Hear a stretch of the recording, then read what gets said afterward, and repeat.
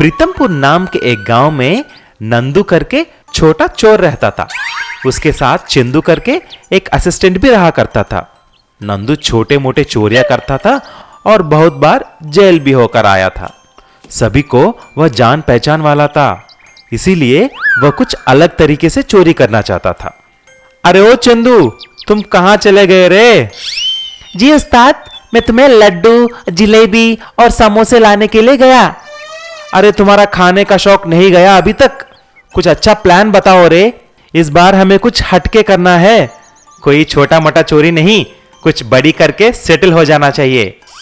उस्ताद तुम ही कुछ सोचो ना, मुझे तो अभी बिरयानी के अलावा दिमाग में कुछ नहीं आ रहा है। ऐसा कुछ देर चलते ही नंदू एक एटीएम देखता है और उसके मन में एक आइडिया आता है। अरे चंदू, क्यों ना हम सोने का एटीएम बनाएं? उसे हम गांव गांव ले जाकर पैसे लेकर नकली सोने के सिक्के एटीएम से देंगे।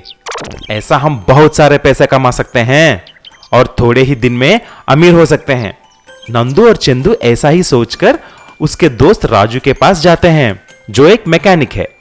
उससे बोलते हैं, अरे ओ राजू, मुझे एक मोबाइल एटीएम बनाना है और बहुत सारे नकली सोने के सिक्के भी चाहिए। वो भी कल रात तक हो जाना चाहिए। बोलो कितने पैसे चाहिए? अरे नंदू भाई, पैसे छोड़ो, मुझे पार्टनरशिप दे दो। अरे तुमको भी अकल बढ़ गया है रे। ठीक है, जल्दी काम खत्म करो। ऐसा ही अगले दिन तक एटीएम तैयार हो गया। नंदू उसके अंदर जाकर बैठ जाता है और चंदू एक गांव जाकर ऐसा बोला, सुनो सुनो गांव वालों, हमारा मैजिक बैंक ये सोने का एटीएम शुरू किया है। इसमें मार्केट रेट से बहुत कम में ही आपको सोने का सिक्के मिलेंगे। ये एनुअल ऑफर है और कुछ ही दिन में बंद हो जाएगा, इसीलिए आप जल्दी इस्तेमाल कर लो। आओ आओ, सोना खरीदो, सोना। ऐसा बोलते ही वहां पर सोने के लिए लंबी लाइन लग जाती है। सारे गांव के लोग आकर पैसे एटीएम में डालकर सोने के सिक्के लेके गए। ऐसा ही चंदू गांव गांव एटीएम को घुमाकर बहुत सारे पैसा इकट्ठा किया। अंदर बैठा नंदू से चंदू ऐसा पूछा, उस्ताद कितने पैसे आए? अरे बेवकूफ, पैसा गिनता रहूंगा क्या? जल्दी बॉर्डर पार कर दो ताकि हम शहर जा सकें। इतने में एक आदमी सोने के सिक्के लेकर गोल्ड शॉप चला गया और सिक्के से एक हार बनाने को बोलता है। लेकिन वो शॉप का मालिक ऐसा बोलता है, हा हा हा, अरे बुद्धू, किसने दिया है तुम्हें ये सिक्के? इसको तुम लोहे वाले के पास लेके जाओ और लोहे का हार बनाओ। ये बात सुनकर उस आदमी को पता चल जाता है कि वह नकली सोने के सिक्के हैं। तभी उसने तुरंत पुलिस को फोन करके सारी बात बता देता है। जब नंदू और चंदू गांव के बॉर्डर पास करने ही वाले थे, पुलिस वहां आकर चंदू को पकड़ लेता है और जब पुलिस इंस्पेक्टर एटीएम खोलता है, उसमें नंदू को देखकर चौंक जाता है। तभी पुलिस चंदू और नंदू को गिरफ्तार कर नकली सोने के सिक्के बेचने के इल्जाम में जेल में डाल देते हैं। भूमिगत सोने का केला। बुद्धिपुर नाम के एक गांव में केलों की ज्यादा खेत उगाते थे। वह गांव केलों के लिए बहुत ही मशहूर था। पूरे देश में बुद्धिपुर के केले एक्सपोर्ट होते थे। उसी गांव में धीरज करके एक किसान अपने बेटे पुनीत के साथ रहता था। धीरज एक ईमानदार आदमी था और सबको मदद भी करता था। उसके पास 3 एकड़ का जमीन थी जिसमें वह केले उगाता था। एक बार उसके पड़ोस में रहने वाले किशोर धीरज का खेत देखकर जल जाता है और पूरी फसल को मारने के लिए एक योजना बनाता है। इस धीरज की खेत तो बहुत अच्छा है, मुझे किसी भी तरह इसको खराब करना है। ऐसा सोचकर एक रात को जब धीरज और पुनीत सो रहे थे, किशोर आकर पूरे खेत में एसिड डाल देता है। सुबह जब धीरज आकर देखा, पूरा केले की खेत जल जाता है और खराब हो जाता है। तभी धीरज निराश होकर रोने लगता है। तभी उसके बेटे पुनीत आकर ऐसा बोलता है, पापा पापा, आप निराश मत हो, मैं एक जादूगर को जानता हूँ। चलो हम उसके पास चलते हैं, शायद वो हमें कुछ सहायता करे।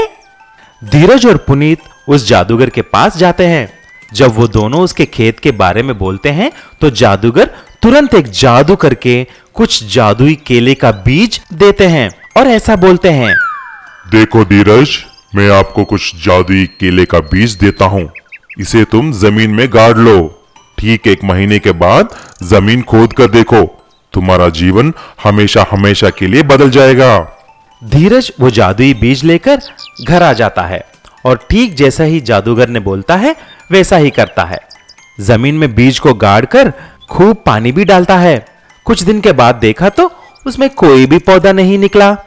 धीरज हैरान हो जाता है, लेकिन जैसा जादूगर ने बोला 1 महीने के बाद जमीन खोद कर देखता है। वहां पर खोदने पर धीरज हैरान हो जाता है। अरे ये क्या, हे भगवान, यहां पर तो एक सुरंग हो चुका है। सुरंग में जाकर देखा, वहां पर एक बड़ी सोने की केला नजर आता है। उसको देखकर धीरज बहुत खुश हो जाता है, लेकिन यह बात पूरी गांव में फैल जाती है। एक क्रेन की सहायता से सोने की केले को बाहर निकालते हैं। सारी गांव के लोग बड़े सोने की केले को देखने के लिए लाइन लगा देते हैं। तभी धीरज उस जादूगर के पास जाता है और ऐसा बोलता है, आपको बहुत बहुत धन्यवाद जी, आपके दिए हुए बीज से ही मेरा जीवन बदल गया है।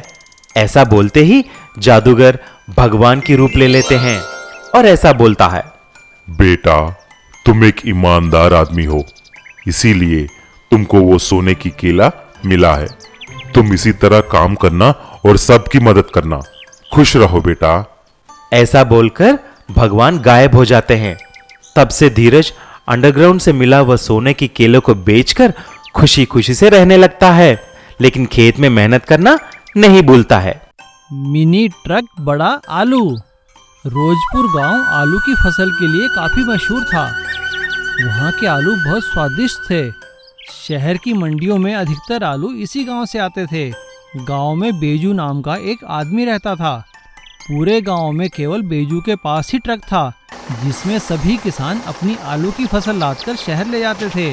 बेजू बहुत ही लालची था। वह सभी किसानों से कोई ना कोई बहाना बनाकर अधिक पैसे ऐंठता था। एक दिन बेजू का एक दोस्त बिरजू उससे मिलने आता है। बेजू, क्या हाल है? काम धंधा कैसा चल रहा है? सब बढ़िया चल रहा है भाई, मैं तो किसी ना किसी तरह किसानों से पैसे ऐंठ ही लेता हूँ। अरे बेजू, कब तक ऐसे बहाने बनाता रहेगा? एक न एक दिन गांव वालों को पता लगेगा, वो तेरे पीछे पड़ जाएंगे, लेने के देने पड़ सकते हैं। अरे तो तू ही बता बिरजू, मैं क्या करूं? तू एक काम कर, किसानों से आलू के तोल के बजाय गिन के पैसे मांगा कर। उनको बोल दे 1 आलू के 2 रुपए लगेंगे, फिर देख तेरी कैसे कमाई होती है। बेजू बिरजू की बात मान जाता है और सभी गांव वालों की मीटिंग करके उनके साथ एग्रीमेंट बना लेता है कि 1 आलू शहर पहुंचाने के 2 रुपए लगेंगे। कुछ दिनों बाद जब आलू की फसल तैयार होती है और बेजू अपना ट्रक लेकर आता है, तो रामू नाम के एक किसान के खेत में बहुत बड़ा आलू देखकर हैरान हो जाता है। उसे हैरान देखकर रामू उससे कहता है, क्या हुआ बेजू भाई, 1 आलू के 2 रुपए याद है ना? हाँ रामू, मुझे याद है, चलो ला दो अपना आलू। और बेजू रामू का आलू लादकर शहर ले जाता है, लेकिन उसे सिर्फ 2 रुपए ही मिलते हैं, जिससे बेजू का काफी नुकसान हो जाता है। अब रामू को देखकर गांव के सभी किसान बड़ा आलू उगाने लगते हैं और बेजू के मिनी ट्रक में एक समय में 1 ही आलू आता है। इससे बेजू का काफी नुकसान होता है, क्योंकि एग्रीमेंट के अनुसार उसे शहर में आलू ले जाने के सिर्फ 2 रुपए मिलते हैं। अपना नुकसान होता देखकर बेजू किसानों से माफी मांगता है। अरे भाइयों, मुझे माफ कर देना, मैंने आप लोगों को काफी ठगा है। मैं आप लोगों से गलत पैसे वसूल करता था, लेकिन आप लोगों ने बड़ा आलू उगाकर मुझे सबक सिखा दिया है। आप मुझे माफ़ कर दें। अब मैं हमेशा ईमानदारी से काम करूंगा और आपका सामान सही किराए पे सही सलामत शहर पहुंचाया करूंगा। सभी किसान बेजू की बात मान लेते हैं और 2 रुपए वाले एग्रीमेंट को ख़त्म कर देते हैं और इधर बेजू ईमानदारी से अपना काम करने लगता है। उधमपुर नाम के एक गांव में कैलाश करके एक आदमी रहता था। वह उसका पत्नी पूजा और बेटा प्रीतम के साथ रहता था। उसके पास जो कुछ भी थी तो वो उसकी एक खटारा साइकिल थी। उसके पास न अपना घर था न गाड़ी, लेकिन उसको हेलीकॉप्टर बहुत अच्छा लगता था। जब भी वो कोई हेलीकॉप्टर देखता तो वो ऐसे ही खड़े हो जाता। सभी लोग गांव में ऑटो और रिक्शा चलाते थे, लेकिन कैलाश उसकी साइकिल के पीछे एक ठेला जैसा लगाकर उस पर ही सबको घुमाकर पैसा कमा लेता था और वह ऐसे ही अपना घर चलाता था। एक दिन उसके पत्नी ने ऐसा बोली। अरे मुझे भी कुछ चाहते हैं, मुझे भी गहने, जेवर, साड़ियां भी खरीदनी है। जिंदगी भर ऐसा ही जियो क्या? अपना प्रीतम भी बड़ा हो रहा है, कुछ करो और घर में पैसे लाओ। जब देखो उस खटारा साइकिल के साथ घूमते हो। बीवी की बात सुनकर कैलाश उदास हो जाता है। अगले दिन अपनी साइकिल के थैले पर कुछ लोगों को बिठाकर जल्दी से जाने के लिए एक छाते की हैंडल से बस के पीछे की रॉड को पकड़ लेता है और तेजी से जाने लगता है। थोड़े दूर जाते ही बस की तेजी से साइकिल और ठेला सबके साथ नीचे गिर जाते हैं। तभी उसका साइकिल पूरा खराब हो जाता है। अगले दिन उसका दोस्त प्रभु के पास गया और ऐसा बोला, अरे यार प्रभु, तुम्हें पता है ना कि कल मेरा साइकिल और थैला खराब हो गया है, इसीलिए मुझे कुछ पैसा उधार देगा तो अच्छा होगा यार। कैलाश भाई, पैसा उधार देना तो कुछ प्रॉब्लम नहीं है, लेकिन उन पैसों से तुम करोगे क्या? यार मैं एक साइकिल हेलीकॉप्टर बनाऊंगा। तुझे पता है ना मुझे हेलीकॉप्टर कितना पसंद है। मुझे हर हाल में हेलीकॉप्टर उड़ाना ही है, नहीं तो मेरा जीवन व्यर्थ है। मैंने सब प्लान रेडी करके रखा है। कैलाश का दोस्त उसे पैसा देता है और कैलाश अगले ही दिन से साइकिल हेलीकॉप्टर बनाने में लग जाता है। थोड़े दिन के बाद साइकिल हेलीकॉप्टर रेडी हो जाता है और कैलाश सबको बिठाकर घुमाता है, लेकिन कोई भी उसमें बैठने के लिए उत्सुक नहीं था, क्योंकि उसमें इंजन ही नहीं थी और ऊपर जा नहीं सकती थी। एक दिन उसकी बीवी ऐसी बोली, अरे ये साइकिल हेलीकॉप्टर उड़ेगा नहीं तो कौन बैठेगा? मेरी बात मानकर उसमें एक इंजन फिट कर दो और सबको आकर्षित करने के लिए गोल्डन कलर डाल दो, तब देखना मजा। कैलाश ऐसा ही करता है। साइकिल हेलीकॉप्टर में एक इंजन लगा देता है और पूरे हेलीकॉप्टर को सोने का रंग देता है। फिर सभी यात्रियों को लेकर गोल्डन हेलीकॉप्टर में घुमाता है। थोड़े ही दिन में गोल्डन साइकिल हेलीकॉप्टर बहुत ही फेमस हो जाती है। उसके गांव के लोग और शहर के लोग भी उस गोल्डन साइकिल हेलीकॉप्टर में सवारी होने के लिए आने लगे। ऐसा ही बहुत सारा पैसा कमाया और उसकी दोस्त के पैसे वापस कर लिया। फिर एक दिन उसकी बीवी पूजा और बेटा प्रीतम को लेकर ताजमहल, चार मीनार, गोल्डन टेम्पल और कुतुब मीनार सभी जगह दिखाया। Please subscribe.